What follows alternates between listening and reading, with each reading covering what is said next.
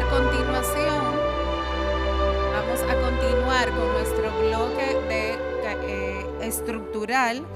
Está a cargo por dos moderadores, que es el doctor Diógenes Cueva de la República Dominicana y el doctor Gustavo Vignolo de Uruguay.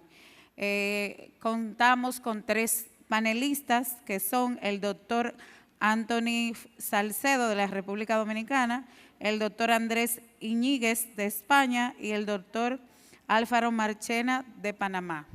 Iniciamos. Bueno, muchas gracias. Es de mucho interés este módulo porque todo el avance que ha habido en intervencionismo estructural nos involucra a todos y exige una actividad de educación continua que pretendemos abonar con este módulo. Y sin más demora, le pedimos al doctor José María Hernández. Ustedes saben que José María Hernández es un enorme colaborador de Solasi y de Jornada Solasi, nos ha acompañado en múltiples eventos de manera completamente desinteresada. El doctor viene del Hospital Universitario Virgen de la Victoria de Málaga y es un intervencionista con una extrema experiencia en procedimientos estructurales. Específicamente hoy le pedimos que nos hablara de un punto muy interesante en TAVI, que es si debemos seleccionar a los pacientes por edad o por riesgo. Así que adelante, doctor José María. Vamos a tener un cambio de computadora.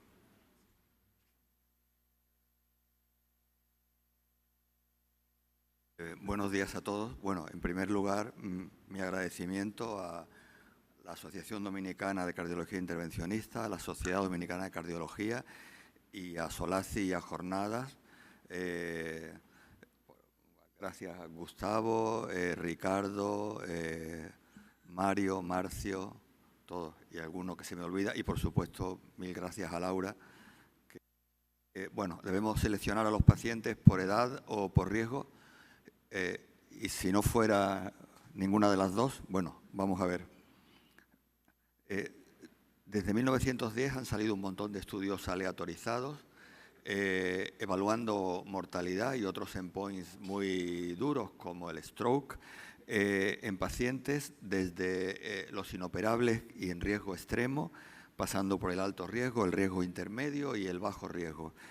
Y en todos estos estudios que ustedes pues, seguramente conocen de sobra, desde pacientes inoperables, como vemos ahora, en todos estos estudios ha salido que la TAVI es o igual o mejor que la cirugía. En el partner B lo que se compararon fue la TAVI con los pacientes inoperables. Obviamente esto era mejor la TAVI que no tratar a los pacientes, pero posteriormente en el partner A, pacientes de muy alto riesgo, TAVI igual que cirugía, Corval de pacientes de alto riesgo, TAVI superior a cirugía y TAVI sobre todo en los pacientes transfemorales superior a cirugía.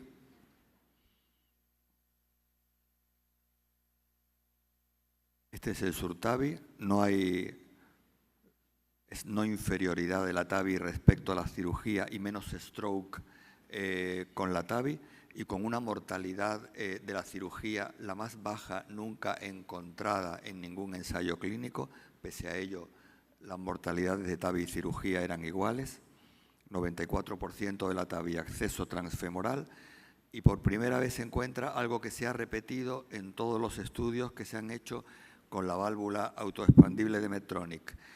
Mejores gradientes y mejores áreas, concentradas sobre todo en determinado tipo de pacientes que luego veremos. En estos estudios de riesgo intermedio y alto bajó el Euroscore, pero no bajó la edad. Si se fijan abajo, la edad se mantenía alrededor de los 80 años y lo que bajó mucho es el STS score, desde casi 12 hasta 5. Pero posteriormente, en 2018, hace ya 5 años, se publicaron los estudios de TAVI en bajo riesgo. Ahí, de pronto, sí bajó bastante la edad, 73 años de media, aparte de que también bajó el STS score, que era incluso inferior a 2. En el estudio de Edwards no hay diferencia estadística, pero En el endpoint combinado de muerte, stroke o rehospitalizaciones, es mejor la TAVI. En la mortalidad también, 2,5 puntos de mortalidad al año en la cirugía, 1,0 en la TAVI. Y también en el accidente cerebrovascular stroke, 3,1 versus 1,2. El partner 3 en todos los escenarios relativos a la edad, el sexo, el STS y todo lo que ustedes quieran, era mejor la TAVI que la cirugía. Y este es el estudio con la válvula de Medtronic, con la válvula autoexpandible en bajo riesgo. También pacientes con 73, 74 años de media, la media de edad ha bajado, el STS también ha bajado, no hay diferencia significativa en mortalidad, hay una diferencia importante en el accidente cerebrovascular favorable a la TAVI, y en el endpoint combinado hay diferencias significativas a favor de la TAVI, sobre todo en lo que se refiere al accidente cerebrovascular y a las hospitalizaciones. De nuevo, con áreas y gradientes mejores con la válvula autoexpandible de Corval o de Medtronic que con la cirugía.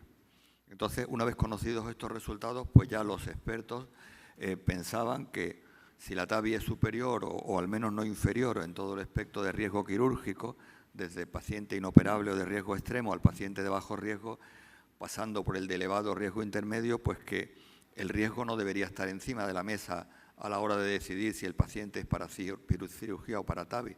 Por el riesgo, la TAVI siempre es mejor.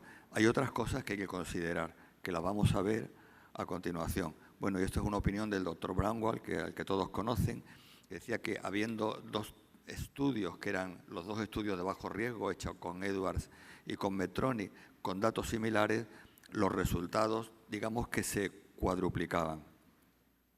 Esas son las indicaciones que salieron después, en 2020 y 2021, de las sociedades científicas. La sociedad americana decía que en pacientes entre 65 y 80 años de edad, si no tienen una contraindicación anatómica para TAVI transfemoral, ambos procedimientos se podían recomendar y que la decisión pues, que debía estar compartida con el equipo médico quirúrgico y con los pacientes, teniendo en cuenta la longevidad del paciente esperada y la durabilidad de la válvula. Luego veremos algún dato de durabilidad de la válvula.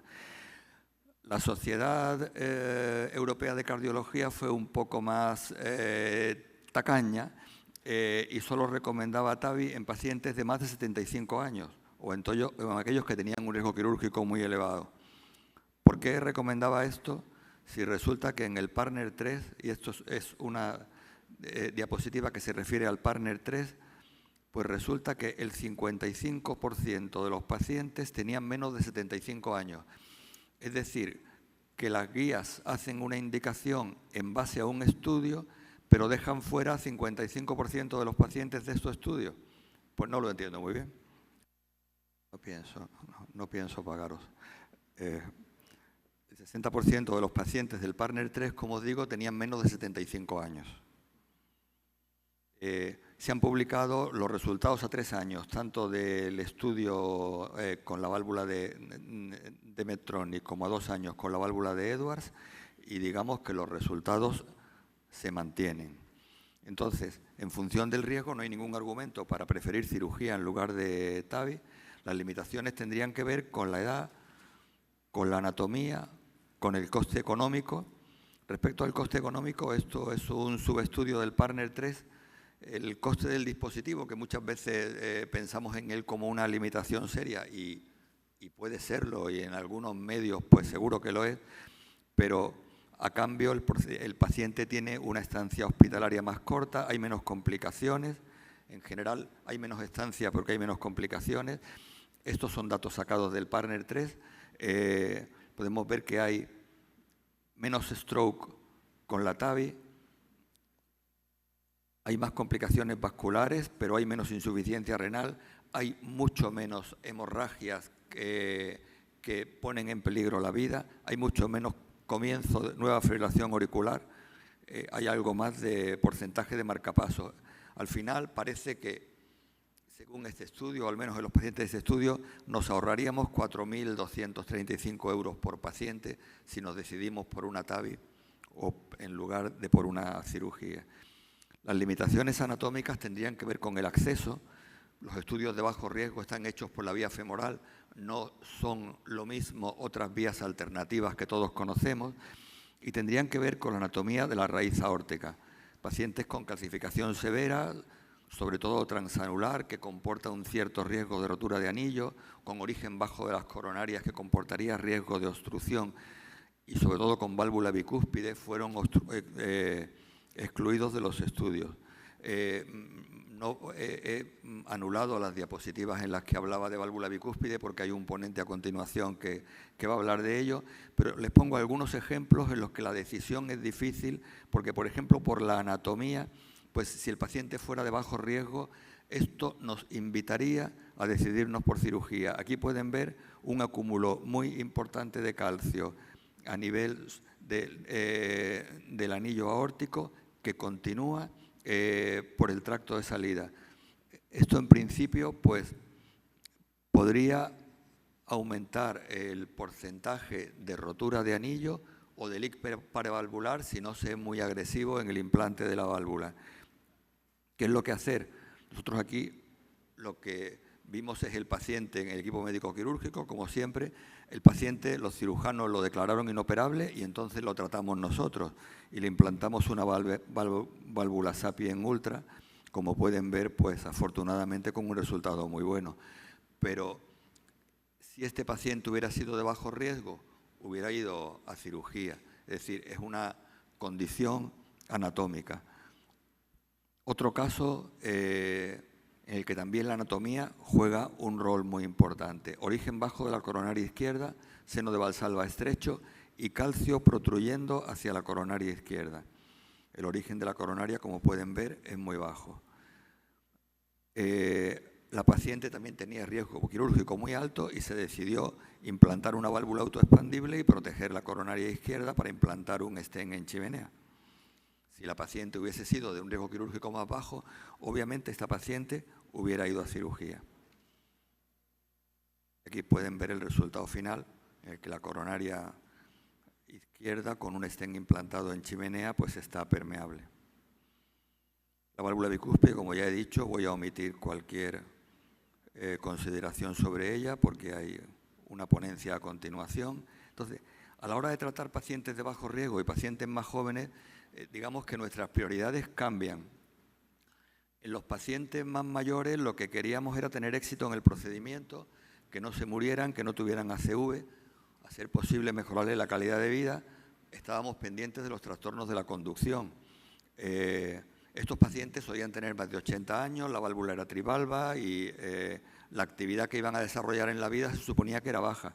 Pero si nos vamos a pacientes más jóvenes, con 65 más años, tenemos que tener en cuenta si van a tener enfermedad coronaria, va a haber válvulas bicúspides, la actividad física puede ser alta. ¿Qué consideraciones tenemos que hacer? Pues tenemos que tener consideraciones sobre la hemodinámica y el mismatch protésico, tenemos que tener consideraciones sobre la durabilidad de la válvula, porque probablemente si tratamos a un paciente con cirugía o con TAVI con 65 o 70 años, es bastante probable que va a necesitar un segundo procedimiento. Por lo mismo tenemos que anticipar cuál va a ser el segundo procedimiento que le vamos a poner.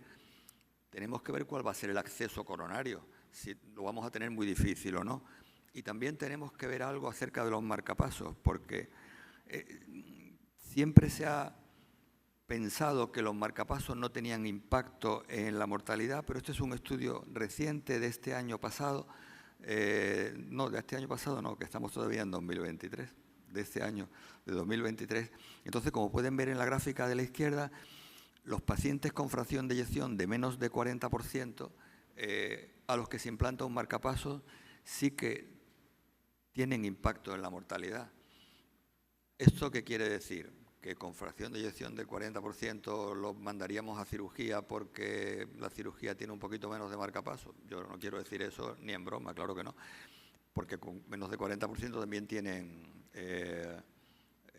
digamos que la cirugía tiene su mortalidad, pero que tenemos que ser exquisitos a la hora de seleccionar el tipo de válvula y la técnica, ¿no? O sea que cuando tratamos a un paciente joven, o a lo mejor si el riesgo quirúrgico es muy, muy bajo, tener presente también que lo podemos ver por el TAC y por todas las características anatómicas, predecir la necesidad que podemos tener o no de implantar un marcapasos.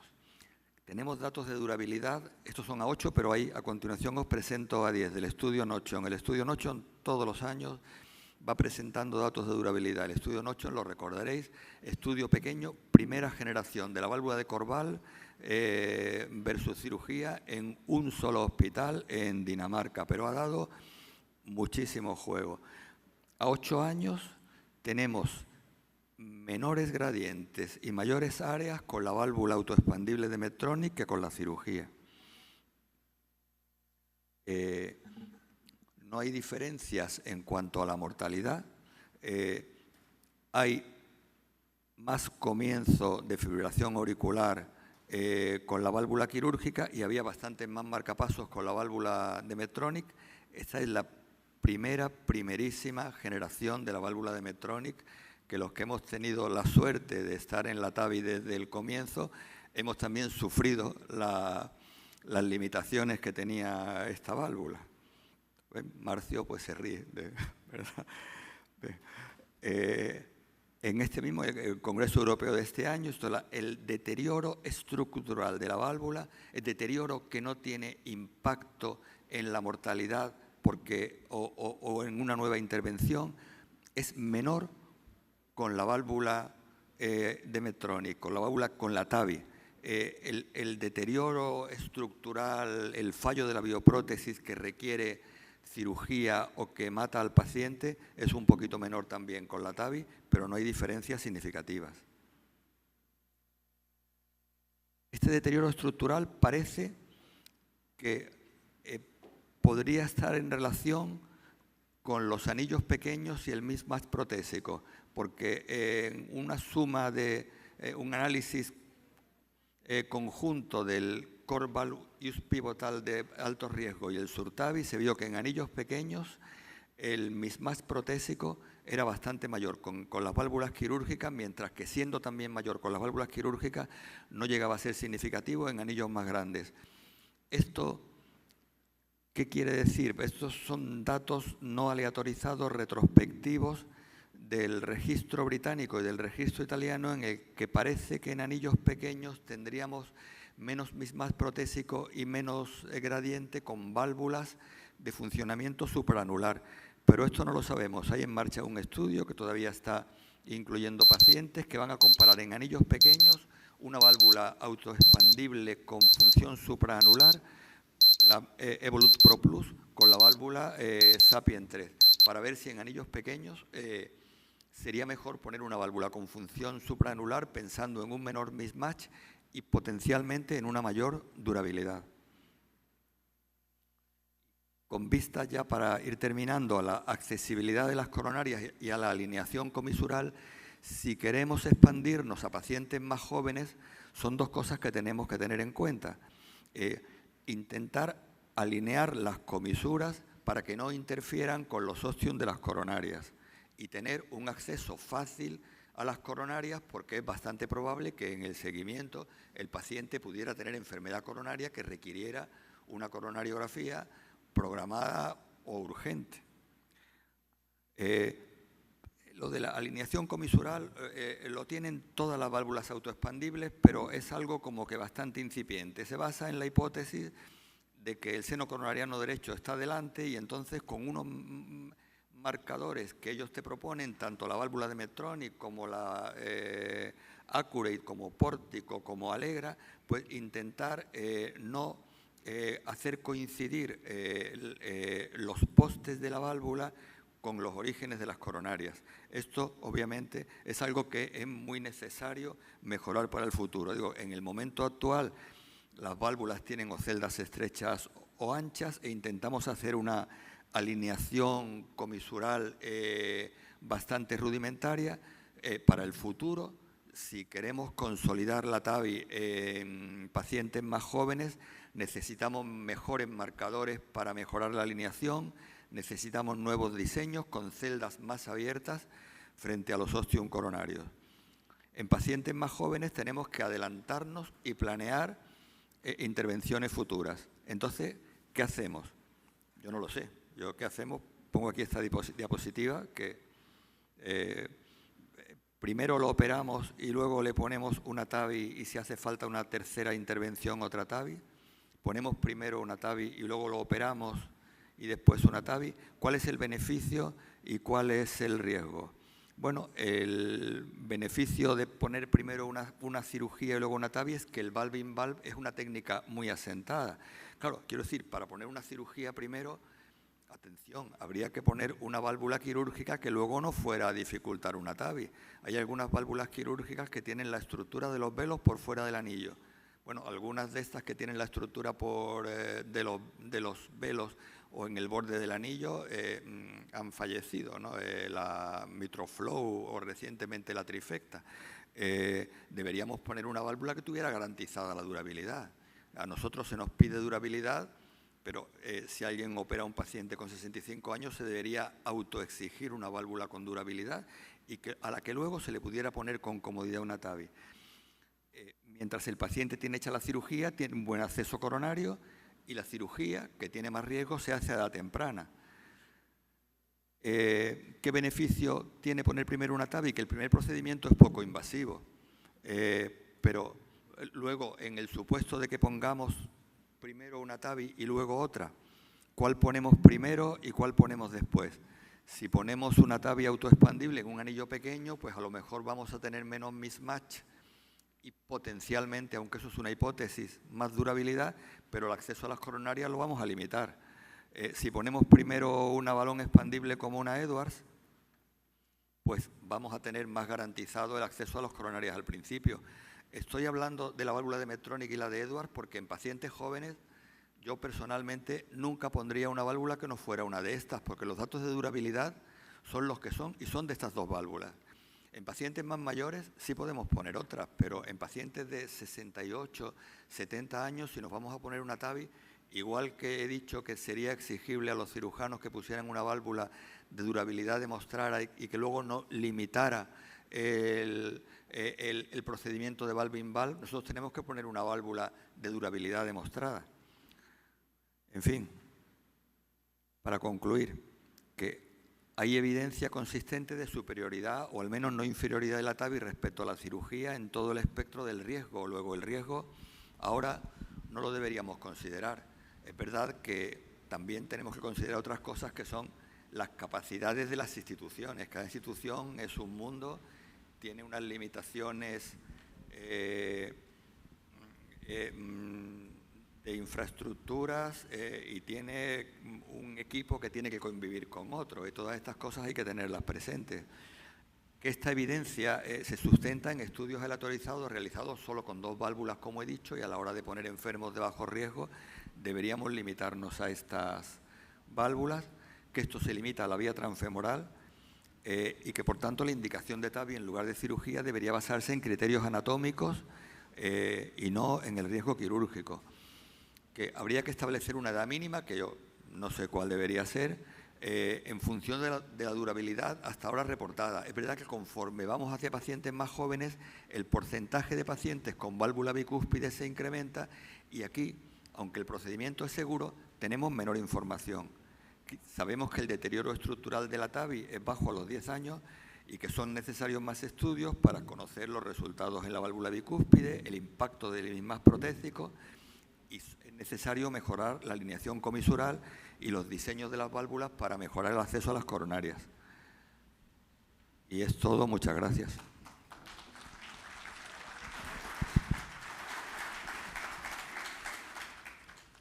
Nada, doctor José Hernández, gracias por su charla tan interesante, ¿no? Vamos a proceder con nuestro segundo ponente, es el doctor Marcio Montenegro, quien va a deleitarnos con el tema prótesis balón expansible en escenarios desafiantes. El doctor Montenegro es jefe de cardiología intervencionista del Instituto Estatal de Cardiología de Río de Janeiro y vicedirector de Jornadas Solasi. Adelante, doctor. Buenos días a todos. Gracias por la invitación, doctor Lichgo, Gustavo, el director de jornada. Mário, presidente de Solace. Um prazer estar aqui com vocês. Depois desta charla espetacular do Dr. Hernández, que isso é um overview de TAV, não? E onde estamos, falou de passado e nos trouxe a esta hora. Eu vou tentar mostrar para vocês uma ventana de futuro, o que começamos a ser e para onde estamos caminhando. Minha experiência com TAV há pouco mais de 10 anos e eu comecei minha experiência com autoexpandível, como o Dr. Hernández lo disse, pero há uns 2 ou 3 anos que comecei minha experiência com balão expandível e com isso eu penso que a maior vantagem do balão expandível é que pode ser o implante em outros locais, que não somente na posição aórtica, mas se pode ser em outras posições, como tricúspide mitral e mesmo a pulmonar. Com isso, eu trago uma apresentação para vocês, uma apresentação mais na viagem, para que não tanta informação concreta, mas uma informação para onde estamos indo. Me conflito. E eu comecei minha experiência com balão expandível com essa TAV, uma TAV muito interessante, uma prótese muito interessante da Maival, de Meril, que o que passa nesta prótese, se mira, eu queria chamar sua atenção não para a prótese em si, mas para o sistema de entrega, para o delivery system. Miren que é muito sencillo, não? Tem handle onde se pode fazer a deflexão do dispositivo, mas o catéter não tem mais nada, não? Parece um catéter de balão de angioplastia, muito simples. Então, quando eu comecei a trabalhar com esta prótese, eu pensei, talvez se pueda poner esta prótese em outro local, não somente, mais facilmente, não somente em aórtica, mas também em outras posições. E a partir de agora, depois dessa pergunta, onde se pode fazer o implante, onde é possível fazer o implante, vamos fazer uma viagem por um procedimento que eu chamei de procedimento de fronteira. Onde se pode fazer o procedimento? Todos são procedimentos off-label, por suposto, hechos em casos compassivos, ou seja, não tinham outra forma de tratamento. Pacientes normalmente foram negados por el time cirúrgico. O time cirúrgico pensou que não se podia ser mais nada, e o paciente se quedava solamente em tratamento clínico. E é claro que tinha que ter a autorização do paciente, do comitê de ética de nosso hospital. Isto que passou nos próximos casos, que eu vou mostrar para vocês, como um fio, como uma viagem. Uma viagem, talvez, para o futuro, para pensar o que podemos fazer com TAV e não somente o que hicimos até agora, que o Dr. Hernández nos mostrou. Vamos passar por tricúspide. Em tricúspide, com a TAV, podemos ter o implante, um válvula tricúspide, por exemplo, por via transfemoral. Este foi nosso primeiro caso. Mirem que é um caso muito interessante, porque, além da prótese tricúspide, nós temos uma imagem de uma prótese metálica em posição aórtica por detrás. O catéter, a guia está vindo da cava inferior, cruzando a prótese tricúspide, e a parte final está na artéria pulmonar direita. E começamos a liberação da prótese Maival, sem marca-passeio, com um despliegue muito lento, até que está totalmente hecha a liberação da prótese. Portanto, se tem uma prótese em posição tricúspide, se pode fazer um implante de uma prótese balão expandível em posição tricúspide. O que passou a seguir foi que, talvez, em alguns casos, se não na maioria, poderíamos fazer um implante por la via jugular. Miren, este é um paciente que tinha o mesmo na prótese em posição tricúspide, se mira o fio, o guia de prótese quirúrgica, e o catéter está vindo da jugular do paciente. Pongamos o paciente ao revés, com a cabeça para os pés, em laboratório de hemodinâmica, e hicimos o procedimento como se fosse na femoral. Neste caso, hicimos o mesmo, ponemos a guia na artéria pulmonar direita, hicimos o implante. Talvez um pouco mais fácil do que por la via transfemoral. Indo para a posição mitral, o primeiro caso que vou mostrar para vocês é um desafio muito interessante, que são as próteses quirúrgicas stentless, que não é visível. Mire no quadro da esquerda, que não se mira a prótese quirúrgica. É um grande problema. No primeiro caso que eu hice, hicimos com controle ecocardiográfico solo. O que passou? A prótese se barrou para dentro do ventrículo. Eu pensei que talvez não fosse a melhor solução, e em nos próximos casos, hicimos com controle ventriculografia, e se pode ter uma ideia de onde se queda a prótese quirúrgica, e miren que o resultado final, na pantalla direita, se quedou muito bem. Nós temos quase 10 casos desse tipo de abordagem, e se queda muito bem. Todo o nosso caso, hicimos com esse tipo de estratégia para implante de válvula em válvula mitral, em paciente com prótese quirúrgica stentless, onde não se é visível. Este é um válvula MAC, é um implante de uma válvula balão expandível em calcificação de anel mitral, de anillo mitral. Miren que este paciente à esquerda, miramos a fluoro com a prótese já implantada. O grande problema nesse tipo de procedimento são a via de saída, porque quando se implanta a prótese, miren a relação da prótese mitral implantada com a via de saída, e se hace a obstrução da via de saída. Então, se necessita muito bem planteamento prévio do procedimento.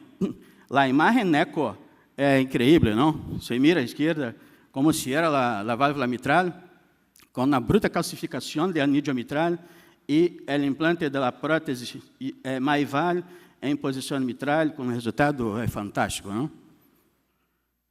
Este é um outro caso muito interessante que nós participamos, que é este paciente hizo um implante à esquerda de uma prótese balão expandível em Novari, que é uma prótese brasileira, por la via apical. O que passou foi que quando se hicieron o implante, a válvula se quedou tubular, e não a parte distal da prótese, a parte ventricular aberta. Isto é muito necessário para que a parte distal, a parte do ventrículo, se quede aberto, flare, para que durante a contração a prótese não vá para o átrio. O que passou é que 6 meses depois do implante, a prótese se posicionava praticamente totalmente dentro do átrio.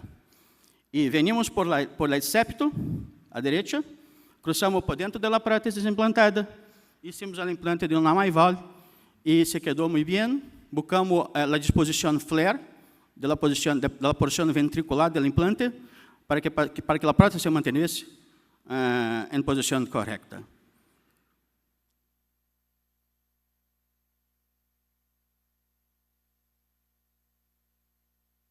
Você consegue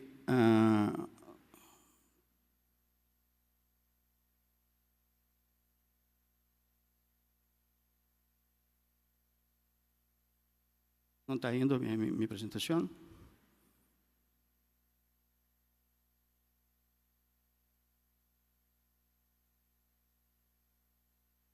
Eu tenho mais um caso de mitral para mostrar para vocês.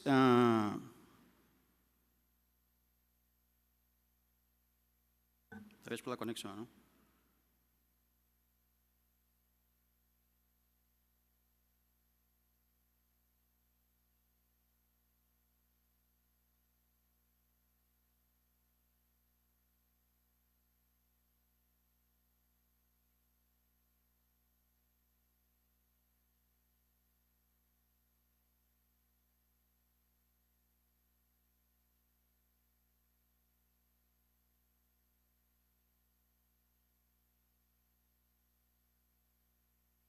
Bueno, se nos ha generado un pequeño inconveniente técnico y mientras tanto, y seguramente va a ser muy rápido, a mí me gustaría preguntarle al panel si efectivamente una de las limitaciones que señalaba José María para ustedes es una limitación absoluta o no tanto, que es el acceso transfemoral, no transfemoral. Es decir, claro, cuando a la hora de elegir un candidato, si el acceso transfemoral no es posible, si ustedes pasan a considerar cirugía como una alternativa válida o si buscan otro acceso y con eso avanzamos. ¿Ya estás pronto? Pronto, listo. ¿Listo? Entonces dejamos la pregunta para el post. Uma outra possibilidade, este é um paciente que totalmente rechaçado pela cirurgia, era um valve em MAC também, uma implantação em posição mitral, um paciente com uma calcificação de anídeo mitral. O paciente tinha uma via de saída proibitiva, não se poderia ser, e hicimos um implante simultâneo de uma prótese Evolut barra para a proteção da via de saída e hicimos um implante simultâneo de uma válvula balão expandível. E este paciente tinha um angioataque de quase um ano depois, mostrando a relação da balão expandível com a prótese Evolut em posição aórtica. Um caso totalmente fora da caixa, não? Out of box. E nós temos 2 casos deste. Um paciente está vivo hasta hoje, há 1 ano e meio, e outro paciente se morreu há 10 meses de um sangrado digestivo, não? Este realmente é um caso muito diferente, não? Pero em aórtica também temos umas soluções possíveis com balão expandível. Este é um paciente que hicimos um valve em David na cirurgia de David procedure, em que se hace o cambio da aorta ascendente, pero se mantém a prótese nativa aórtica. E nesse caso, hicimos o implante de uma balão expandível praticamente no tubo que hice a troca do cambio da aorta ascendente. Então, isso também é possível. O implante em regurgitação aórtica, sem cálcio, por exemplo. Dr. Daher em Cali, na Colômbia, tinha muita experiência, experiência com a alta expandível, pero agora também temos hecho com caso, dependendo da anatomia da via de saída, com balão expandível. Isto é bem possível de fazer. Por exemplo, amanhã e sábado eu tenho 2 casos com Daher em Cali. E o futuro voltou para o passado, porque eu tenho um caso muito parecido com o Dr. Cribier empezou tudo, que é uma TAV transeptal. Eu tenho 2 casos de TAV transeptal, que se o paciente não tinha acesso arterial, e se a punção da vena femoral direita, punção transeptal, passei por la válvula mitral, e isso é o implante na posição aórtica, como o Dr. Cribier disse em princípio. Portanto, na verdade, este mundo que o Dr. Hernández nos mostrou é um novo mundo, não? Está nascendo, está começando. Também, em princípio, a história está sendo escrita agora, não? Isso é incrível. E nós não precisamos somente desenvolver novos dispositivos, mas também novas técnicas, porque talvez os dispositivos já estejam acá, e nós não estamos enxergando, não estamos mirando, não? Precisamos ter centros especializados em válvulas. Isso é muito, muito necessário para que possamos desenvolver novas técnicas e novos dispositivos e buscar este futuro. E o mais importante é não somente criar novos centros, mas compartilhar o conhecimento com novos valve centers. Talvez esta seja hoje nossa maior missão. Graças por sua atenção.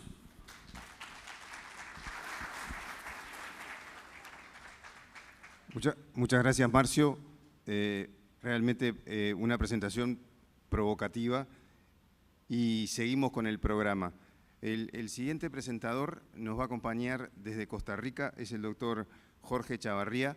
El doctor Jorge Chavarría es un joven cardiólogo intervencionista egresado del Universitario Reina Sofía con mucha formación en intervencionismo estructural. Específicamente, además, tiene formación en imagenología en la Universidad McMaster en Ontario y tiene un máster en investigación y metodología de la investigación en la Universidad de Córdoba, España. Me gustaría saber si estamos conectados con el doctor Chavarría.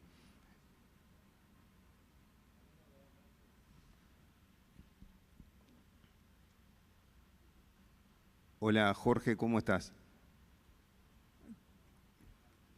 Quizás esté silenciado.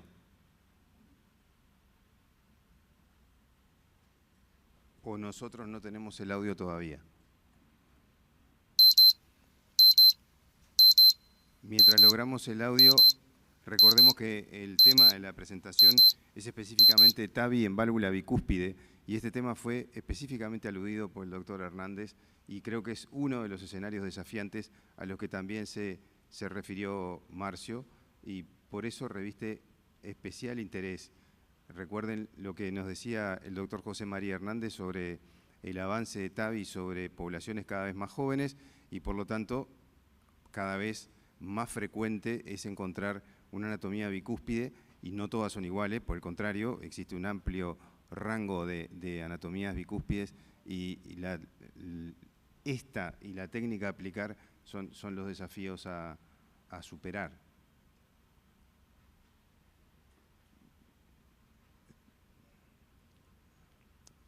Tomémonos unos minutos. Sí, adelante. Mientras nos traen el audio, podíamos retomar la pregunta de si encontrar una dificultad en la planeación en el acceso transfemoral es una limitación para TAVI o es buscar otro acceso. Bueno, desde mi punto de vista, de mi experiencia, la experiencia de nuestro grupo, realmente cada día es más escaso el número de pacientes en los que no se puede acceder por vía transfemoral con los actuales sistemas de liberación que han ido perfeccionándose, bajando su perfil, y realmente un paciente tiene que tener muy malas arterias para no poder pasar los dispositivos actuales. Yo creo que cada grupo al final opta por unas vías distintas en función de la experiencia y de los condicionantes en los que se mueve. En nuestro grupo, por ejemplo, pues hemos hecho algunos por vía subclavia, pero nos hemos decantado en los pocos casos, como digo, en los que no se puede acceder por vía femoral habitual, de utilizar la vía transcava. Por dos razones. Primero, porque para nosotros ha sido bastante seguro, y segundo, porque depende de nosotros mismos. No necesitamos la colaboración habitual de otros especialistas, como pueda ser cirujanos vasculares, sobre todo cuando utiliza la vía subclavia, que es una vía delicada de utilizar, y que si hay complicaciones, pues realmente estás un poco vendido si no tienes la colaboración de la cirugía vascular. Pero como digo, yo creo que cada grupo tiene que ver cuál es la vía más adecuada en su entorno y la que mejores resultados y más seguridad proporcione. Sí, estoy de acuerdo. Nosotros en Panamá, obviamente, como país de menos volumen, lo que hemos hecho siempre es tener un cirujano en el equipo, y resolvemos buscando otra vía con el apoyo del cirujano. Pero en la mayoría, eso es lo que hacemos. No nos vamos a cirugía, sino buscamos alguna otra vía.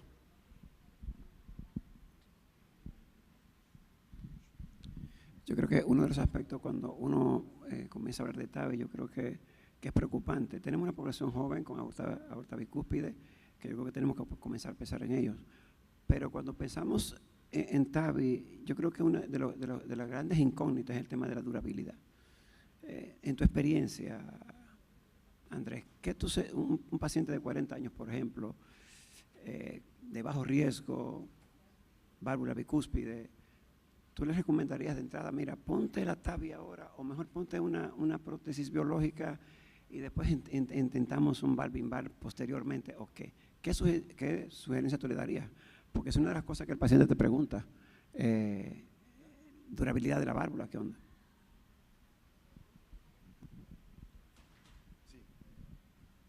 Dejamos quizás la respuesta para después de la presentación. Hola Jorge, ¿cómo estás? Sí, te escuchamos un poquitito bajo, pero creo que lo podemos reparar, ¿sí? Ahora está, no, está perfecto ahora, Jorge, era un problema de volumen. Muchas gracias por tu participación y por tu buena predisposición a participar en este evento. Adelante.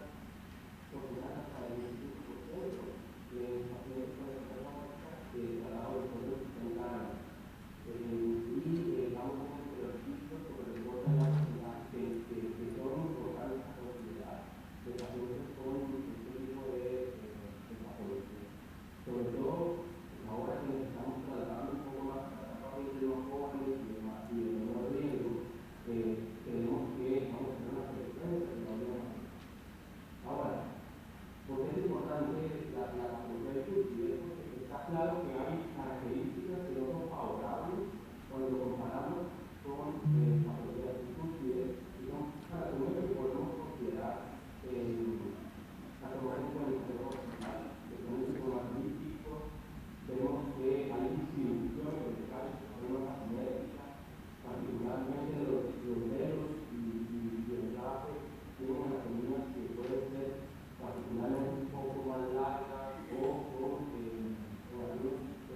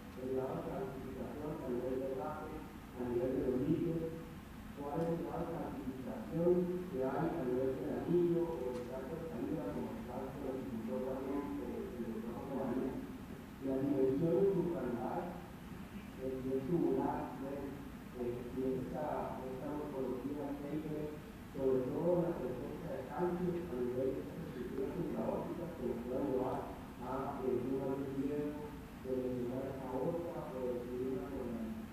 La presencia de osteopatía fundamental en el proceso de lesión, en general, el paciente tiene una indicación de intervenir la aorta, probablemente son pacientes que se van a descansar un poco más por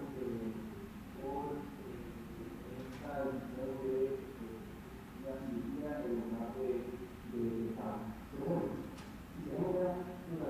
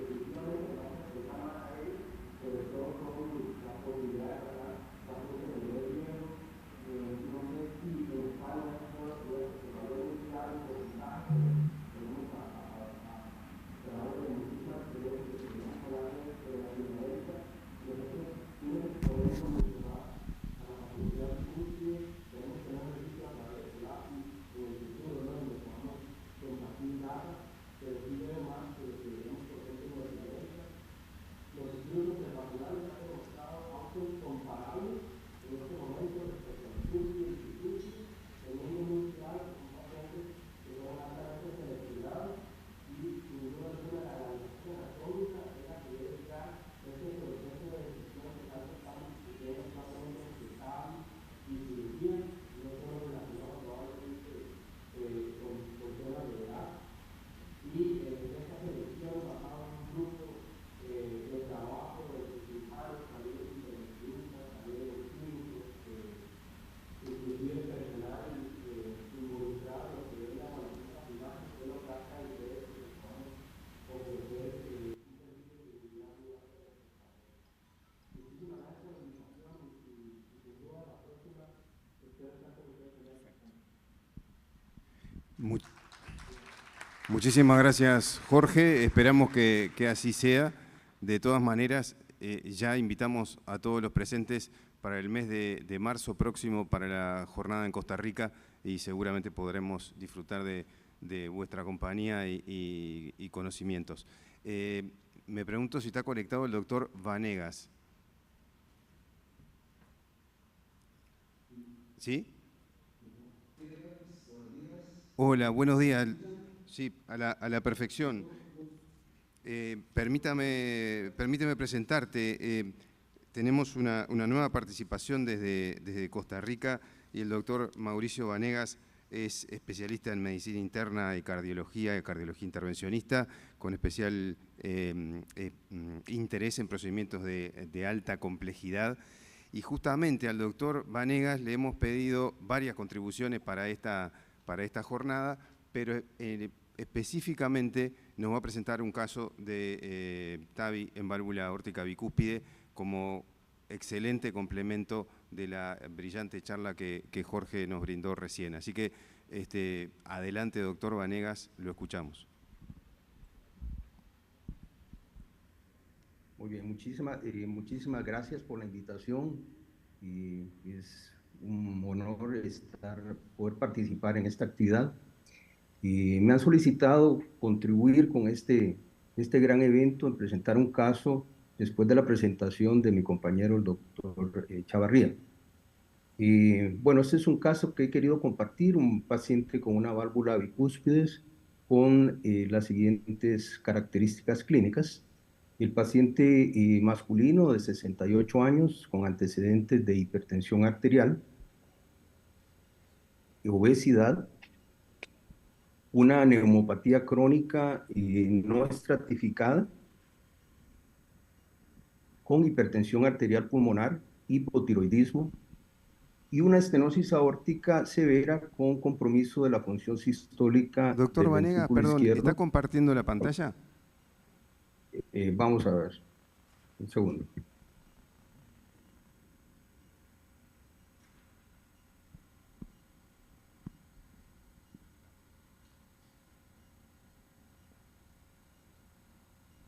Un momento.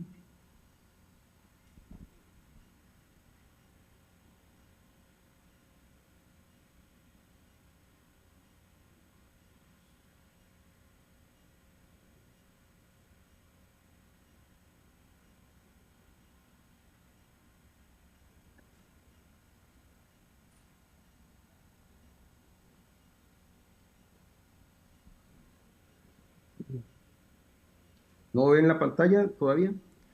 No, aún. No, señor. Vamos a ver si tienen.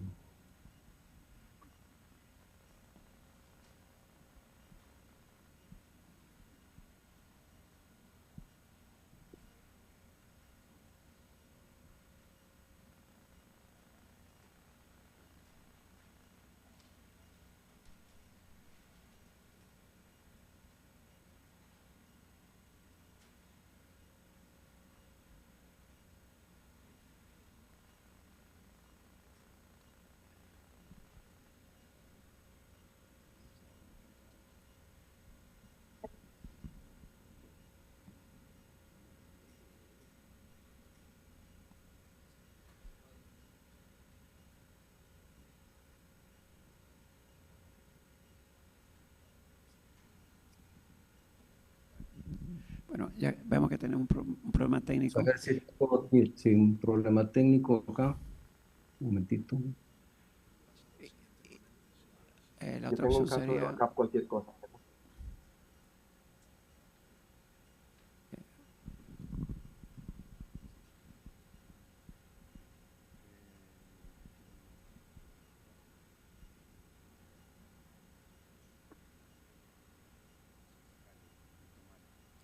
A lo que resolvemos el problema técnico, vamos a retomar una pregunta que habíamos hablado anteriormente, Andrés, sobre el tema de la durabilidad de la válvula en esos pacientes jóvenes. ¿Qué tú recomiendas? Inicialmente le pongo una biológica y pienso en una TAVI después, o lo hago inverso, o cómo le hago. Es una preocupación siempre del paciente el tema de la durabilidad.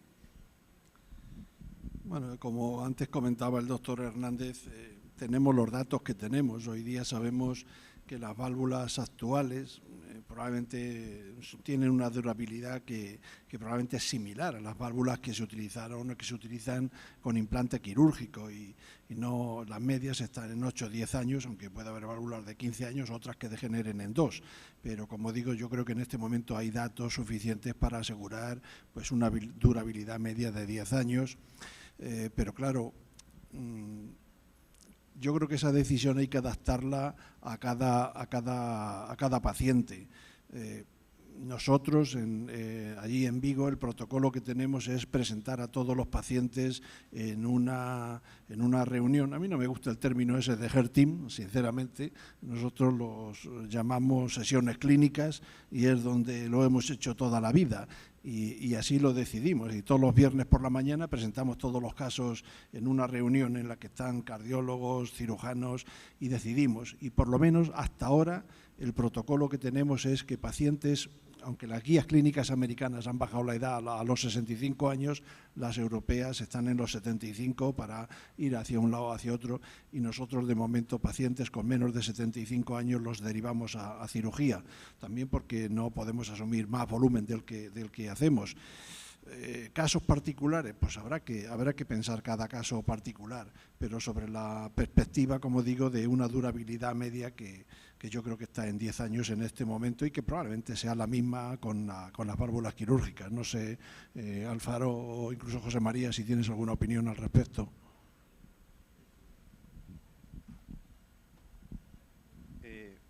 Sí, José María.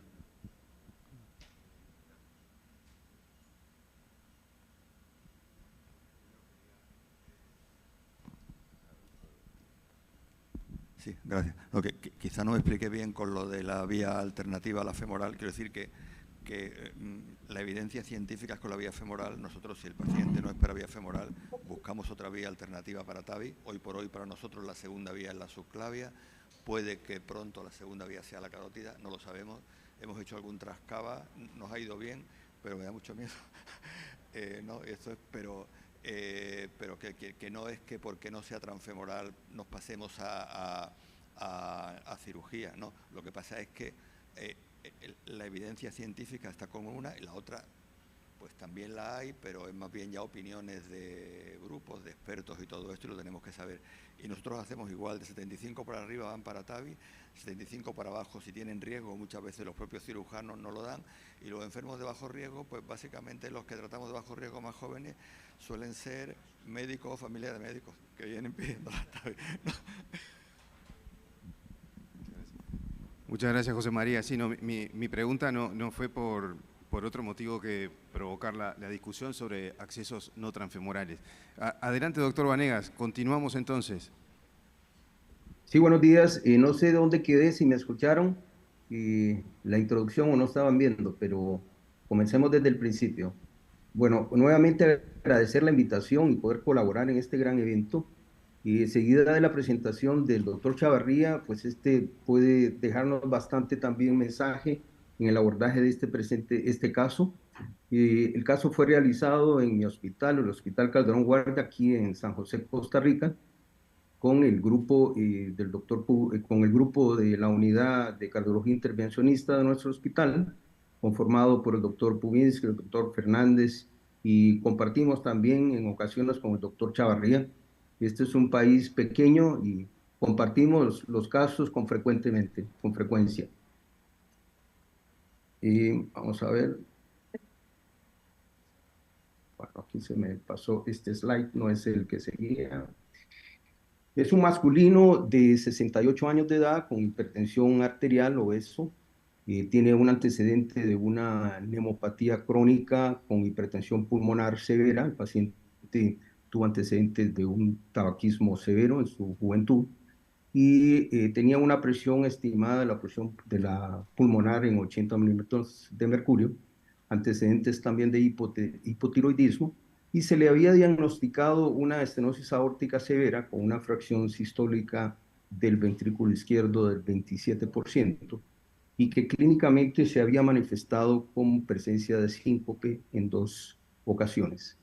El caso fue presentado en nuestro hospital para discutir cuál sería el abordaje para el paciente y en vista de las comorbilidades asociadas, el paciente fue aceptado para intentar hacer un implante de aórtica percutánea. Estos son los laboratorios clínicos, ninguno de mayor relevancia. Así que voy a regresarme porque acá a este slides, que fue el análisis de el TAC que inicialmente teníamos. Como pueden ver, es una válvula bivalva con una fusión izquierda del seno izquierdo y el derecho, con severa calcificación en el RAFI, que cabería dentro de la clasificación mencionada anteriormente por el doctor Chavarría. Creo que está dentro del rango del 26% de estos pacientes. Y además, pues tenía una altura de coronarias adecuadas y tenía unos diámetros de anillo con un mínimo de 24, máximo de 32, con un perímetro de 90. Como pueden ver, la calcificación difusa, severamente calcificada. Y otra de las características del hallazgo, como se puede mencionar, es que era una válvula bicúspide, en donde pueden ver la apertura de la válvula, y además la angulación que teníamos era favorable para una válvula ya sea autoexpandible o balón expandible. Sin embargo,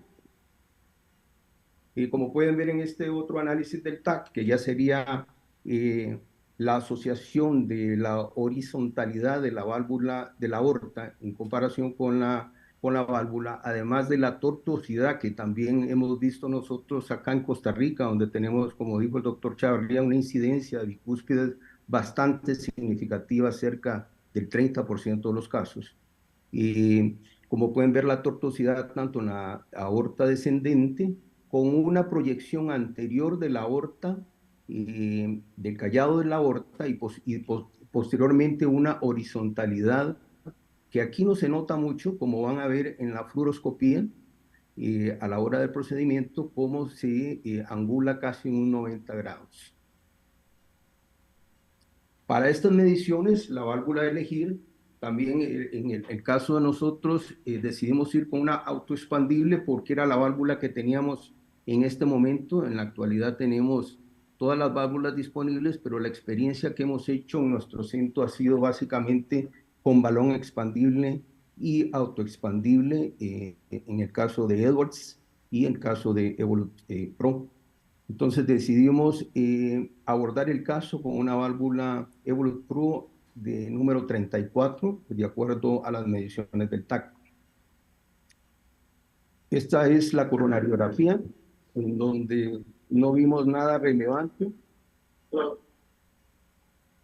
Y esto, como pueden ver acá, es la angulación que tenía a la hora de abordar con la guía de soporte, que en este caso decidimos ir con el Underwoods de doble curva.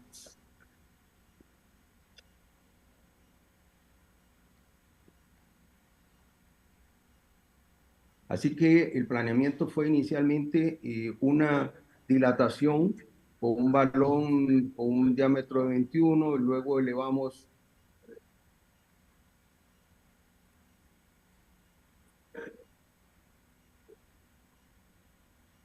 y posteriormente intentamos subir la válvula. Sin embargo, no fue posible cruzar el anillo debido a la angulación.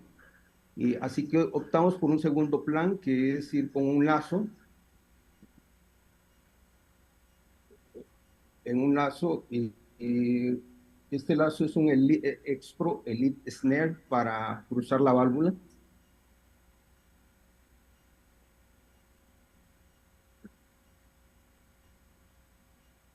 Que posteriormente, con el lazo, sí fuimos capaces de cruzar a través del anillo de la válvula.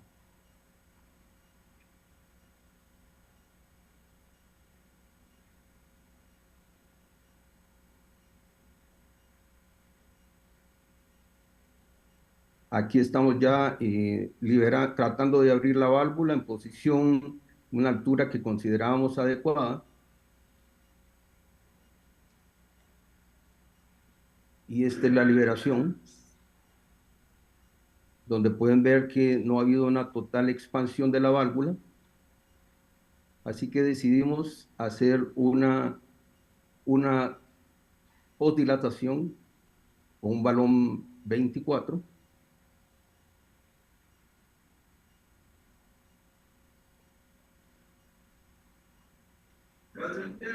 Este es el resultado final.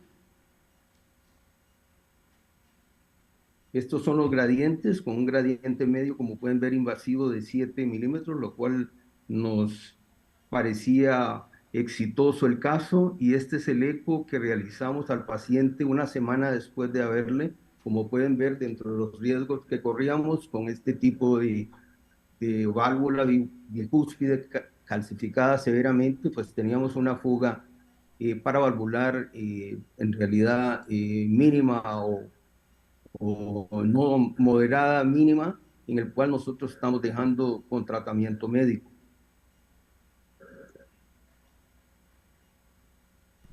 Así que como conclusión, en este estudio, el TAVI puede ser una opción segura y una alternativa razonable en pacientes con enfermedad, una estenosis aórtica bicúspide con mayor riesgo de cirugía, como era en este caso, después de una evaluación meticulosa de la anatomía mediante estudio de TAC. El planeamiento en los pacientes con estenosis aórtica bivalva es mandatorio, como ya se ha mencionado acá. La combinación de una aorta tortuosa y horizontal en la válvula bicúspide severamente calcificada es generalmente un reto en cualquier laboratorio, aún en las mejores manos. Muchas gracias. No sé si alguna pregunta. Muchas gracias, doctor Vanegas. Creo que quedó clarísimo como ejemplo de factibilidad y necesidad de planeamiento adecuado la TAVI en anatomía bicúspide. Por motivo de tiempo, vamos a continuar para completar este módulo con otro tema de cardiopatía estructural de mayor interés. Nada, presentamos al doctor Víctor Bueno con el tema Foramen Ovar Permeable. El doctor Víctor Bueno es cardiólogo egresado de CEDIMAT y del Instituto Tecnológico de Santo Domingo INTEC, y también es cardiólogo intervencionista de CEDIMAT y CECANOT, avalado por la Universidad de Murcia en España. Es también profesor de la Pontificia Universidad Católica Madre y Maestro en Campus Santo Domingo, y también es parte del comité científico de ASOTSI. Adelante, Víctor.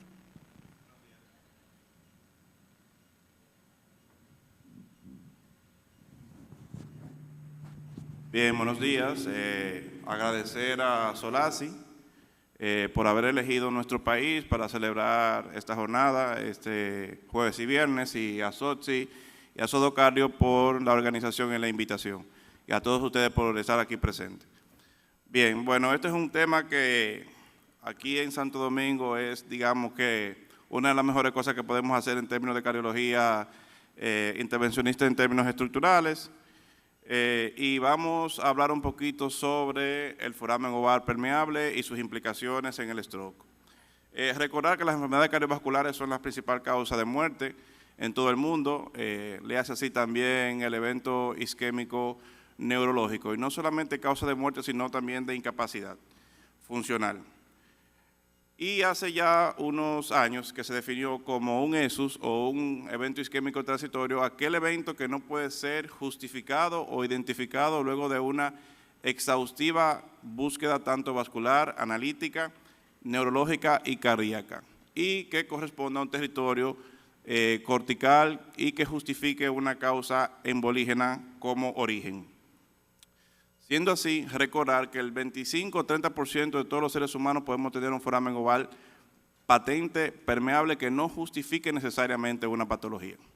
Ahora bien, recordar que el 50% de los eventos isquémicos embólicos no tienen una causa identificada, y de estos pacientes, el 50% tienen un foramen oval patente, lo cual genera una suspicacia y genera una inquietud en verificar si el foramen juega un papel fundamental a la hora de la presentación del émbolo hacia el cerebro.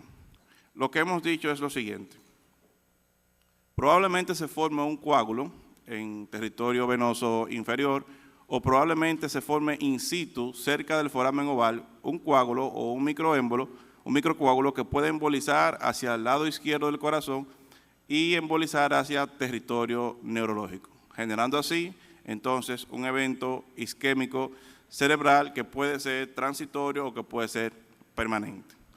Por tanto, debemos identificar qué paciente es candidato a un cierre y qué paciente es candidato a terapia farmacológica. Esto es una imagen de un paciente con un trombo en tránsito en el contexto de una embolia pulmonar, generando un embolismo paradójico a través del foramen oval hacia la circulación izquierda. Clínicamente podemos identificar un paciente con un foramen oval permeable, con el ictus, pero también se ha asociado a otras entidades patológicas como es la migraña, como es la platinea ortodesoxia, o con el embolismo aéreo en pacientes que tienen ascenso rápido, sobre todo en buceo. Hay otras patologías anatómicas cerca o alrededor del foramen oval que pueden influenciar o pueden potenciar su efecto embólico, como es la asociación del foramen a un aneurisma del septum interauricular, o cuando se asocia a un foramen tunelizado, o cuando se asocia a una red de Chiari o una válvula de Eustaquio redundante. ¿Es el foramen oval patente causa de un evento embólico o es un factor de riesgo? Pues aparentemente puede ser ambas cosas. Como le mencionaba, un trombo se genera en circulación venosa de miembros inferiores que va hacia el lado izquierdo, o el contexto o la formación anatómica del foramen puede jugar un papel preponderante para que se formen coágulos in situ. Esto como consecuencia también puede generar arritmias como la fibrilación auricular o la taquicardia auricular, que también puede influir en la generación de un embolismo hacia circulación cerebral. Esto es lo que hemos dicho hasta ahora. Tenemos acá el septum primum, el septum secundum, que conforman el foramen oval, que en circulación fetal tiene una función importante. Luego del nacimiento debe cerrarse, y recordarle que el 25-30% de ellos pueden estar patentes. Este es un foramen oval tunelizado asociado a un aneurisma del septum interauricular. En ese lugar puede in situ formarse trombos que pueden embolizar, y estos dos, el segundo y el tercero, son los que mayor atención debemos prestarle a la hora de un paciente con un evento trombótico. Para el diagnóstico del foramen oval permeable asociado a un evento isquémico tenemos varias herramientas. La principal y la más frecuente es el eco transtorácico y el eco transesofágico. El eco transesofágico nos ayuda más a la descripción anatómica y la ubicación del foramen, y el Doppler transcraneano, que aunque es un método diagnóstico muy sensible, pero con una especificidad muy baja. ¿Qué hacemos o qué buscamos en el eco transtorácico? Bueno, también podemos asociarlo con un ecocardiograma con burbujas, que es solución salina agitada, y podemos evidenciar el paso de burbujas a través del foramen. Si el paso de burbujas sucede en los primeros 3 segundos, los primeros 3 latidos, podemos decir que es un foramen oval que está patente y que tiene una posibilidad de paso de microémbolos hacia el lado izquierdo mayor que un foramen oval que puede estar patente, pero que el paso de burbuja sucede en los 3 latidos siguientes o los 3 segundos siguientes. Si es muy tardío, se puede decir que puede ser que haya una comunicación o un shunt pulmonar, y eso es lo que permite el paso de la burbuja.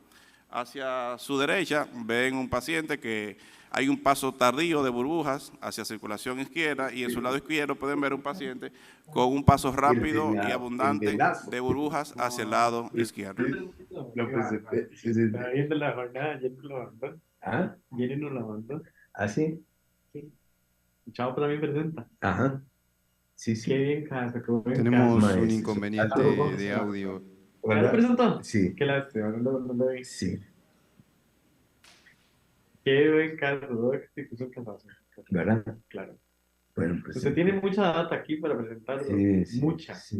Hay casos. Bien. Bravos. Continuamos acá. Esto es un ecocardiograma Fue transesofágico, donde se evidencia el septum primum, septum secundum, cava inferior, cava superior, aurícula izquierda y aurícula derecha. Este es un ecocardiograma transesofágico demostrando lo que denominamos aneurisma del septum interauricular o ASIA.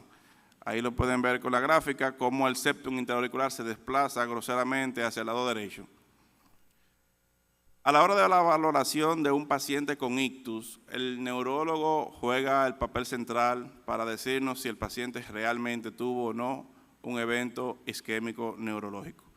Por tanto, debe de comandar junto con el cardiólogo la decisión de si el paciente tiene o no tiene un foramen oval permeable y si el foramen realmente juega un papel en la génesis de este émbolo. No todo paciente con foramen oval patente es candidato a cierre. Eso debe estar muy claro. Por tanto, siempre vamos a tener una interrogante: ¿es un evento isquémico neurológico? ¿Es un ACV? ¿Es criptogénico? O sea, ya he investigado causas hematológicas, causas reumatológicas, he investigado causas vasculares como la aterogénesis carotidia. Ya luego de descartado todo eso, entonces debemos decir, ¿qué hacemos? No hacemos nada, damos doble antiagregación plaquetaria, damos anticoagulación, o es un paciente candidato a cierre. Hace ya unos 15 años se ha estudiado, 15, 20 años, o se viene observando qué hacer con estos pacientes. Los 3 primeros estudios, como el PC Trial, el Closure y el CPEC, dijeron que no, que la tasa de prevención que generaba la oclusión de este foramen no disminuía la tasa de eventos neurológicos.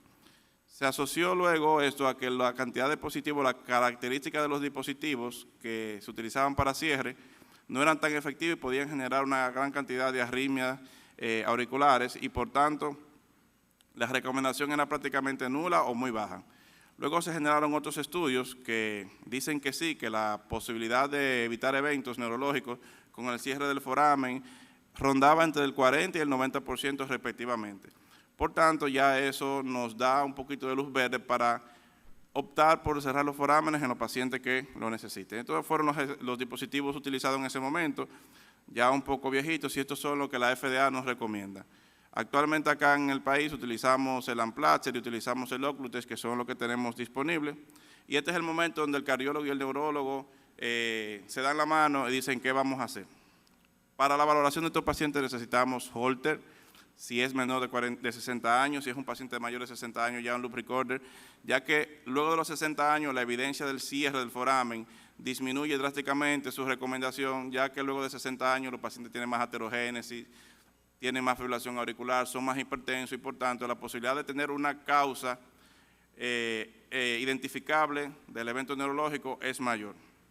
Los hematólogos también deben ayudar en el descarte de enfermedades trombofílicas o reumatológicas. Ya dicho esto, aparte de la evaluación neurológica y cardiológica, hay una valoración anatómica que nos dice qué pacientes tienen un foramen y qué características de ese foramen nos ayuda a definir si lo vamos a cerrar o no. Pacientes con un foramen grande, mayor de 2 milímetros, con un shunt importante de derecha a izquierda que se asocia con un aneurisma interauricular, que tengan una morfología tunelizada o que se asocie a túnel y a un septum interauricular o la red de Chiari o la válvula de Eustaquio prominente. Entonces son pacientes que tienen características anatómicas de alto riesgo. Pero no solo eso, también podemos decir qué paciente tiene mayor probabilidad de hacer un evento neurológico asociado al foramen, que es el score de Rope. Este es un score que nos da a valoraciones negativas si el paciente no es hipertenso, no es diabético, Mientras más joven, mayor la puntuación que nos puede dar este score. Y si es mayor de 6, la posibilidad de cierre es alta. Por tanto, dicho esto, ¿cuáles pacientes vamos a cerrar el foramen y cuáles pacientes no? Pacientes mayores de 60 años con diabetes, hipertensión, enfermedad ateromatosa identificada en miembros inferiores o en carótidas. Es un paciente que probablemente se beneficie de doble antiagregación plaquetaria y uso de estatina. Un paciente ya joven, con un evento neurológico ya identificado por neurología, que se ha descartado trombofilia, que se ha descartado causa secundaria del evento isquémico cerebral, es un paciente que debemos llevar a cierre. Esta es una paciente que hace unos meses fue a la consulta clínica de nosotros. Una paciente había presentado un evento neurológico de 27 años que vio hematología, que vio neurología, tuvo secuelas neurológicas en el hemicuerpo izquierdo que fue mejorando con la rehabilitación. Y luego de 6 meses la paciente fue a la consulta, estaba en doble antiagregación plaquetaria junto con rivaroxaban, y neurología recomendó que cerráramos. Esta fue su resonancia magnética del momento, donde se ven 2 eventos isquémicos. Se calculó el score de Rope, nos dio aproximadamente unos 90 puntos, con una posibilidad de eventos embólicos neurológicos de más de un 88%. Por tanto, se llevó a la paciente a cierre percutáneo del foramen con un Occlutech. Este es el diagrama de cómo se coloca el dispositivo. Tiene 2 discos, un disco que va del lado izquierdo, un disco que va del lado derecho. Es un procedimiento que se hace relativamente rápido por vía venosa femoral. Y esto fue lo que hicimos. A modo de conclusión, recordar, el neurólogo debe de ayudarnos a identificar si el paciente tuvo o no un evento isquémico cerebral. El cardiólogo intervencionista debe de velar de que el hematólogo, el neurólogo, el reumatólogo hagan la pesquisa necesaria para descartar causas secundarias del evento isquémico. Señores, muchas gracias.